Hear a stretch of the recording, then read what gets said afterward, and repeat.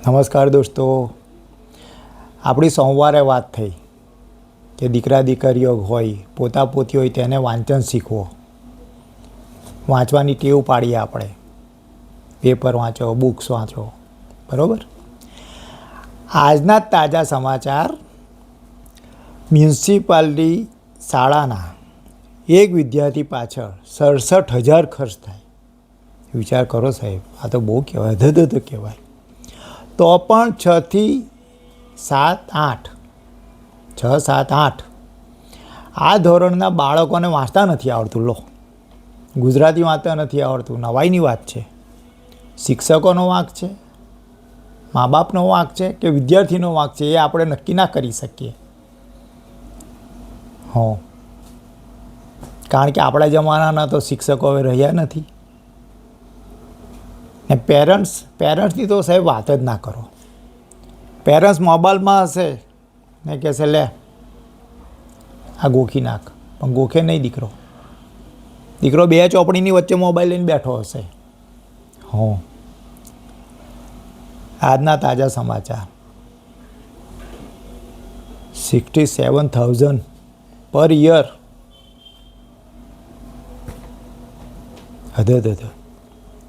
બીજા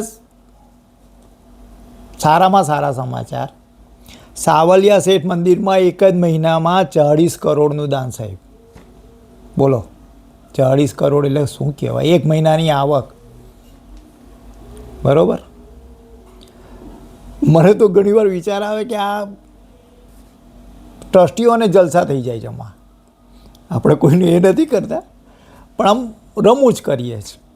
ટ્રસ્ટીઓને જલસા થઈ જાય છે. પણ આપણા મંદિરોનો હિસાબ સરકારને આપવો પડે છે. બીજા બધા ધર્મવાળાને તો એવું છે નહીં, પણ એનીવે. બીજા તાજા સમાચાર છે. મુંબઈમાં 12 દિવસના લાંબા વિરામ બાદ ચોમાસાનું આગમન, ભારે વરસાદ. ગોવામાં ભારે વરસાદ.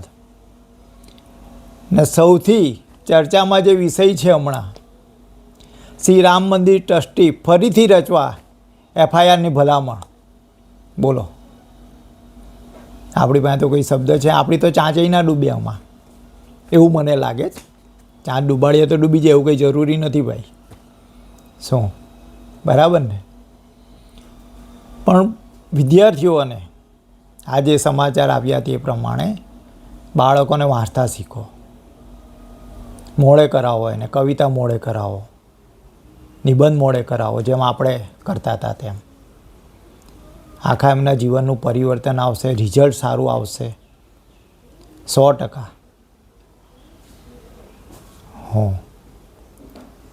એટલે ફરી એકવાર દીકરા દીકરીઓને વાંચતા બેસાડો ને એમને મોડે લો.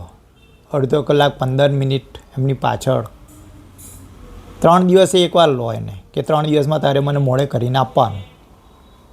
તો જ એમનું રિઝલ્ટ સુધરશે 100%, જેમ આપણું સુધરતું હતું.